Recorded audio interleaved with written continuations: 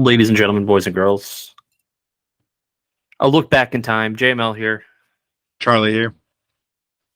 Charlie, you want to tell the audience how many subscribers we have? We have, because I foolishly didn't realize that I was unsubscribed, had 399 this morning, and yours truly is the 400th subscribed to our channel.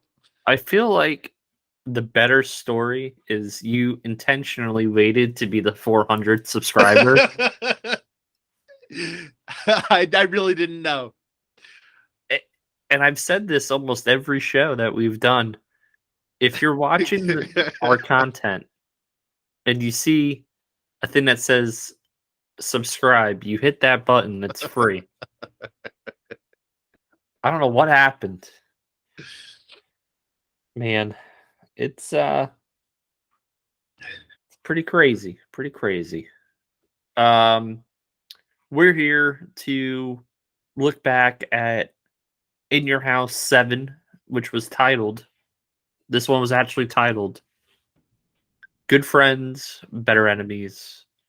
Omaha, Nebraska, April 28th, 1996. Charlie, the In Your House shows, they always felt significantly smaller in scale, didn't they? Yeah, definitely. Only 2 hours. Easy watch, though, but painful But the watch. venues themselves were like super small. Yeah. You had Vince McMahon and Jerry Lawler on commentary. They weren't a bad little combo. No. I really liked Mr. Perfect as the backstage interview. Yeah. Dude. What a good role. Now we just get jabrones or some damsel in distress in the back as the people doing interviews now. But to have like Mr. Perfect doing them, it was actually pretty awesome. Oh, what a stinker. What a stinker we kicked off with. Yeah. Now, apparently, I was reading some backstory on this show as well. Let me go right to it. Originally, the match was supposed to be a singles. It was supposed to be Roberts and Bulldog.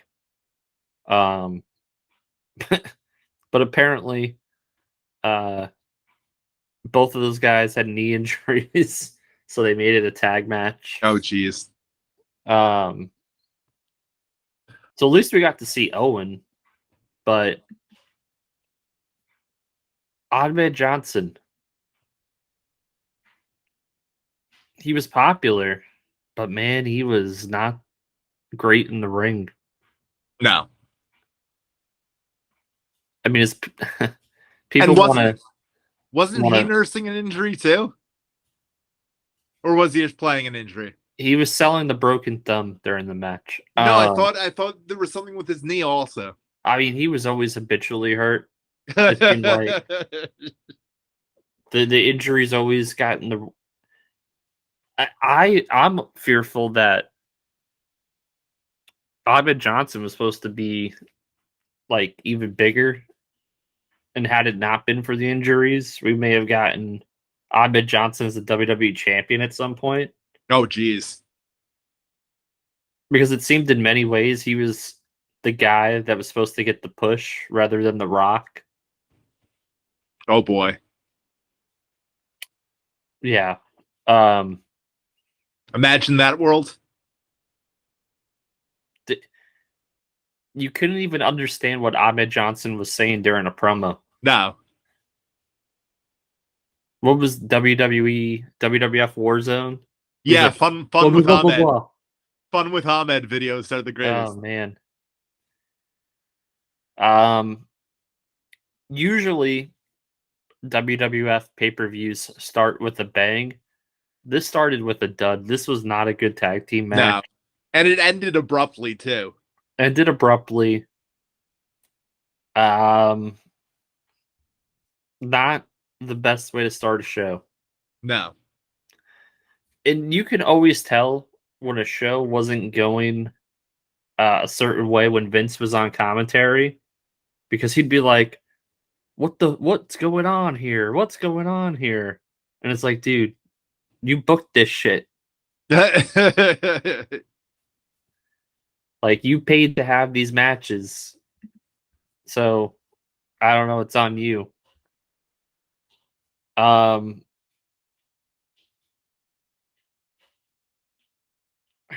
Like I said off camera, this was definitely my least favorite back in time. This event was an insult to intelligence of wrestling fans. Yeah, and in the future, if we have back-to-back in your houses before a major pay-per-view, we're just gonna lump them into one review, because they're pretty much the same show back-to-back for the most part, because they just lead to the bigger show. And I didn't think it would get any worse until we saw the next match. Do you remember what the next match was? Was it Warrior and Goldust? Yes. Oh boy.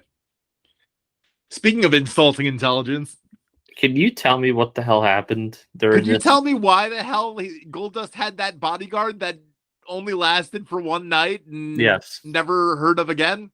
Yeah. According to Meltzer Magoo in my research, Meltzer Magoo, for those that don't know, is Dave Meltzer.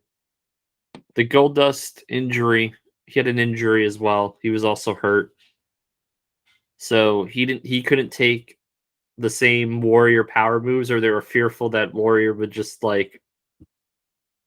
severely screw up Goldust. So that's why they had the bodyguard there. Because apparently Goldust missed about a month and a half due to the knee injury. Gotcha. This was when Vince was on commentary.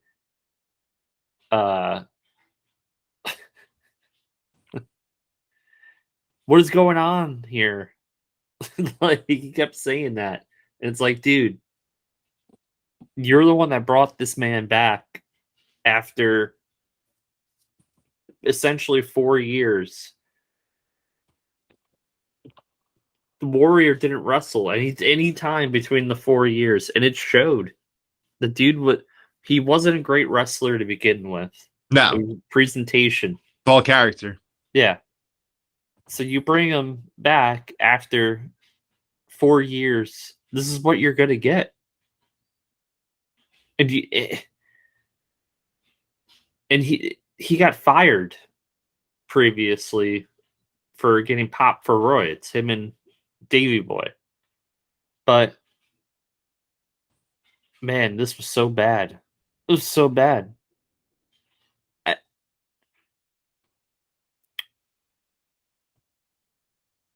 It shows you how great Warrior's first run was with the company, that people totally forget about this Warrior return. Yeah. Definitely. This was one of the worst runs ever. These runs were so bad, I'd call it diarrhea. Because remember, this guy comes back in 1998 to WCW, and that was pretty awful as well. Yeah. From what I've heard. And it sucks because at King of the Ring, Goldust and Ahmed have a match. Goldust loses the Intercontinental Championship. 96 is kind of a mixed bag. You really hit the momentum towards the back end of the year. Your thoughts, Charlie? I don't even want to call this a match. This segment. It was a segment. It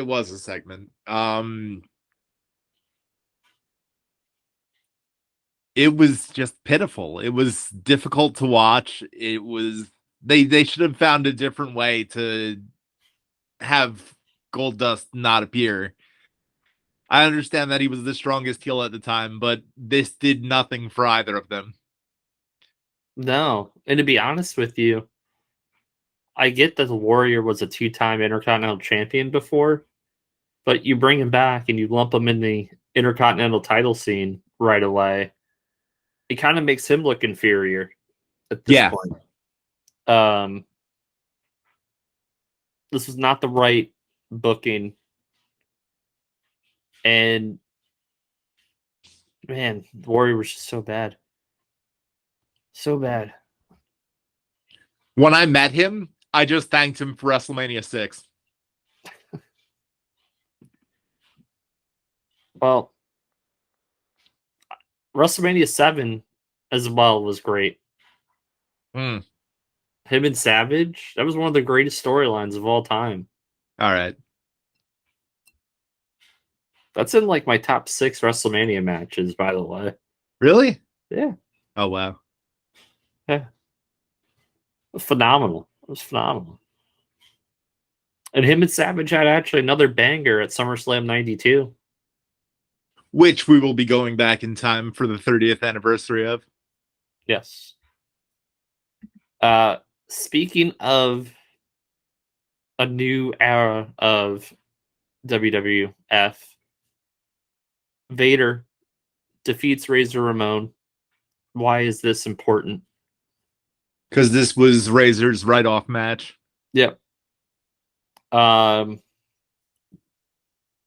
internet the internet chat rooms were open around this time, so people knew that were real nerds that Razor was on his way out. It got spoiled for me at WrestleMania when I found out Razor and Diesel were both leaving, which kind of put a damper on this show for me because I knew when I was a kid watching this pay-per-view, there was no way Razor and Diesel were going to win at this event. Yeah. This was actually a solid match. It was. Compared to what we got previously in the show. Vader must have been getting through the injury quite well in this match. Yep.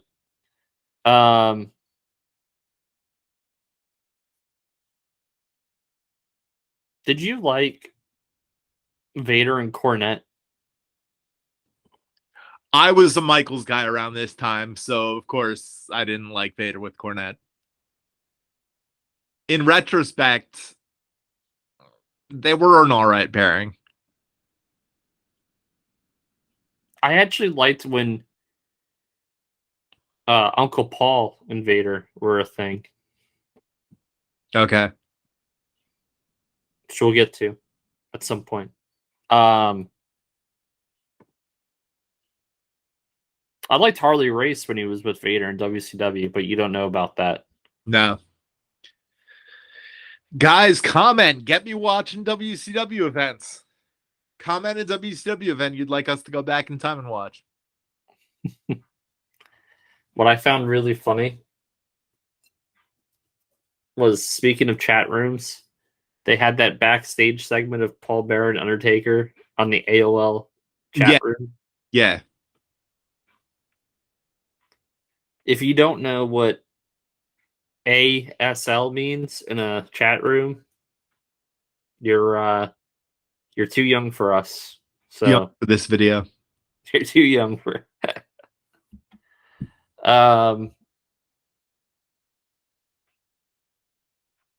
Then we had the tag team championship match. Man,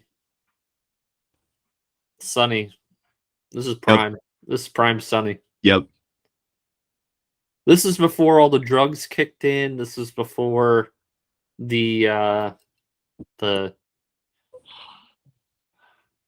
had to put this politically correct way. The pole hopping began, really. The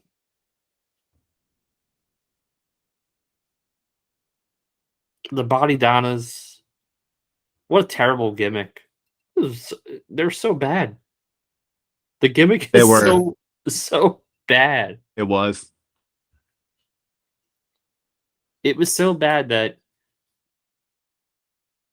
I wanted Zip to turn on Skip and go back with Jimmy Del Rey. And we all know that I do not like Jimmy Del Rey.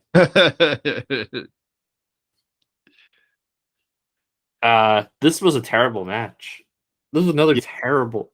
All that had was the comedic angle with Sonny giving Phineas the signed 8x10 and him going crazy over it. This was an down his pants. You could tell Vince was totally unhappy about this show on commentary. Yeah. He kept saying, forget about it. Like, him and Lawler kept getting into it. Like, Yeah. Lawler was intentionally, like, ribbing him. Out of, like you said to start the show, out of all the shows that we've reviewed, this is by far the worst show we've reviewed. Ever. I can't believe this, like, people paid $30 for it.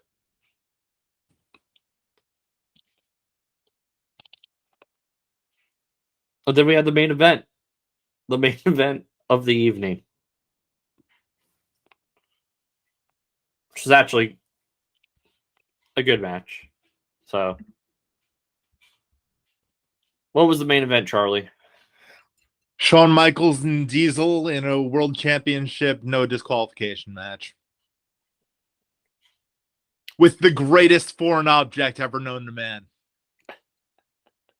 What was the foreign object? Mad Dog Vachon's prosthetic leg. We had a table spot in this match as well. We didn't get too many of those. Man, as much as people credit Michaels and Brett for their matches with Diesel, can we also credit Diesel for these matches? He gets no credit. It's not fair. Kevin Nash gets no credit for his pre-torn quad wrestling. Whenever you hear anything online about Kevin Nash, chances are in the comments section, all there's going to be is torn quad comments. It takes two to tango. It takes two to have a wrestling match and to deliver a really above average to great wrestling match.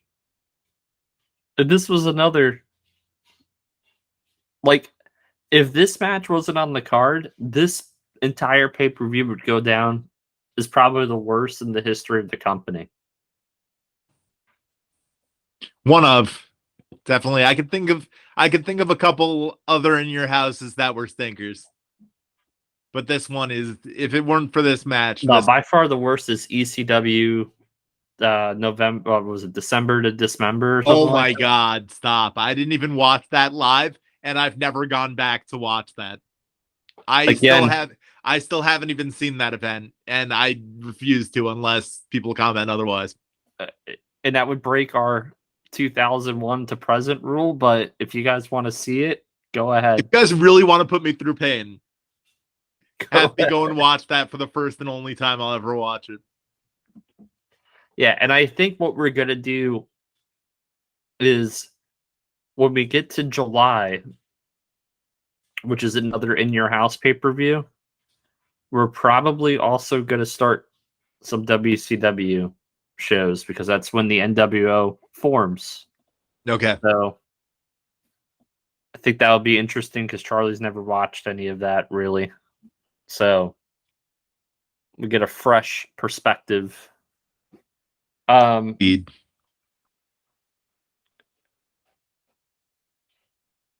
I was watching SummerSlam 92. Macho Man was also in the vein of Brett and Shawn with the ability to work with bigger guys or guys that were taller, even guys that were kind of like not the greatest in the ring. I also think that Savage didn't get enough love, but if Kevin Nash, I get it, the Undertaker is considered the best, big man in history. Yeah.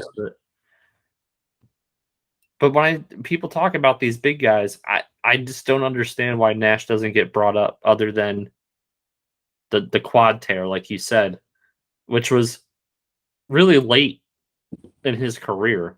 Yeah. It's not fair. He doesn't get enough credit. That and Maybe I should tell him that when I go and meet him in a few weeks over here. You should. The finger poke, they bring that up. The Yeah. finger poke of doom. They bring up how he was a booker in WCW. Why don't we bring up his incredible run of matches he had in WWF? Considering he really only worked matches for about 2 years in the company. Like March of 94 through April of 96. Yeah. Think about all the pay-per-views we have reviewed. Diesel had 5 or 6 really good matches on pay-per-view. Him and the Undertaker had a good match at WrestleMania. Of course. And usually big man matches suck. Yeah.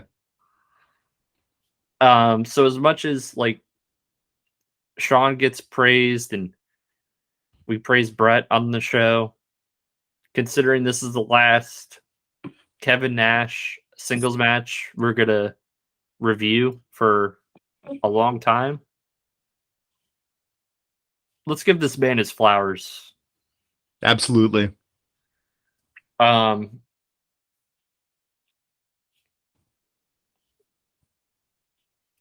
This was the typical finish, babyface with the pyro at the end of the show. Mm-hmm.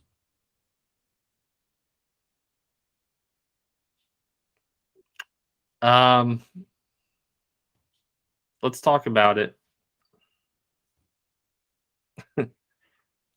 Great pay-per-view, mid-tier, bottom tier. This is going to be the first time I give a pay-per-view bottom tier. What would be below bottom tier? I'm trying to think of what the in your Garbage house can was. I'm trying to think of what would be a garbage can in your house. I know there's one. I can't put my finger on the name of it. We'll get to it, but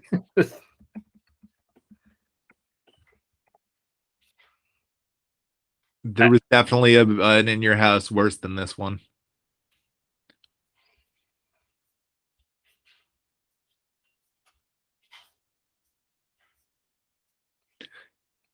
I was looking at the dark matches for this event, and if they put those on this pay-per-view, they could have saved it.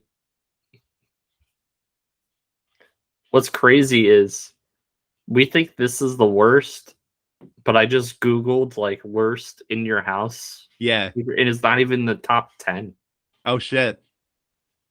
It's because of that Michaels Diesel match. Yes. Saving it that people go back and watch this event for.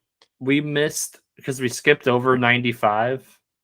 We missed we did Royal Rumble. Let me guess. In your house too. No. Oh. The number 1 was In Your House 4, Great White North. That was number 1, according to this list. And then in 95, In Your House 1 was number 4. Wow. In Your House 1 was good. Hakushi and Brett was like the only like. Yeah.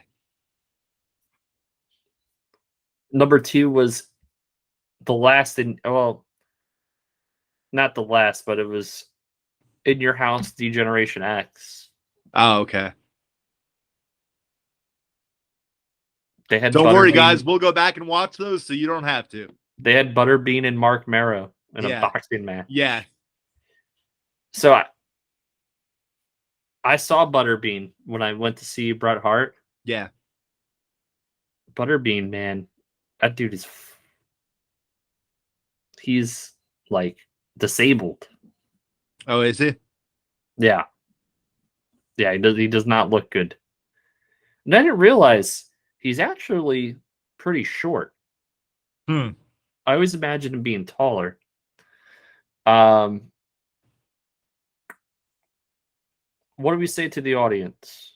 What do we say to the audience here? Thank you for helping us reach 400 subscribers. We're on that goal to reach 500 by the end of summer. I think it's attainable. Please like, comment, share, subscribe. Wink, wink. Unbelievable. Tell your friends to tell their friends. Yeah. Yeah. It's And quite I can't even put it into words. Not overwhelming, but it's appreciated to see how much we've grown so quickly. yeah, I've seen other content creators and YouTubers that have been doing this a lot longer than us. I'll be honest, probably they edit their videos better than us, and they their technology they're using might be better, but to have the amount of subscribers that we have and people watching, it's very appreciated. Thank you so much. We'll continue to get better and do better and figure out ways to make the shows better. We'll probably, because we're going to do SummerSlam 92 next as a tribute show. look for that to drop over the weekend. I'm going to put Charlie on the spot here. I think we're going to do the In Your House at King of the Ring as one show. I'm down. Okay. So the next In Your House pay-per-view. Unless you want to hold off on putting this one out and put this out with the next In Your House. We could do that too. It's up to you. Whatever. I mean, we should put a video out today, but we could. I'd rather do what I said the first thing. Okay. So King of the Ring and In Your House will be our next. Because then we'll lose the algorithm of not putting out something today. Yeah. So the next pay-per-view after will be In Your House, Beware of Dog, combo to end with King of the Ring, which makes sense because it's the pay-per-view leading to the bigger pay-per-view. So talking about that in long form will be interesting. Just to give you guys some background.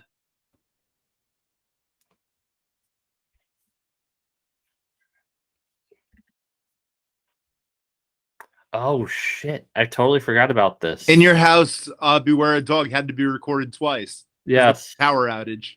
Yeah. So technically, we're just going to review International Incident. International Incident. Yes. What's that? No, not International Incident. No, we're doing Beware of Dog. They have it on. They don't have the one that blacked out, but they have it on the network. Oh, okay. Yeah, so we'll do that one. It's funny because they have everything as a dark match listed. Then they had to record it again. Yeah. Wow. Yeah, so we'll talk about that. We'll talk about King of the Ring 96, which is a cornerstone making event for many of reasons. The highest selling wrestling t-shirt of all time comes out of that pay-per-view. Yep. I think everyone had that t-shirt. I didn't. I wasn't allowed to. My mom thought it was sacrilegious. Yeah, my grandmother did too, but I didn't wear it at my grandparents' house. Yeah, thank you so much for tuning in. Looking forward to the other shows in 96. doing some Indeed. WWE content. If you guys want to see us do something else, let us know. Whatever you guys want to do, we could pivot. We're fine with it. JML, Charlie. what's your name, Charlie? No, I was waiting for you to do your sign off. As per usual, we say good night, good luck, farewell, Peace. keep well. Bye bye.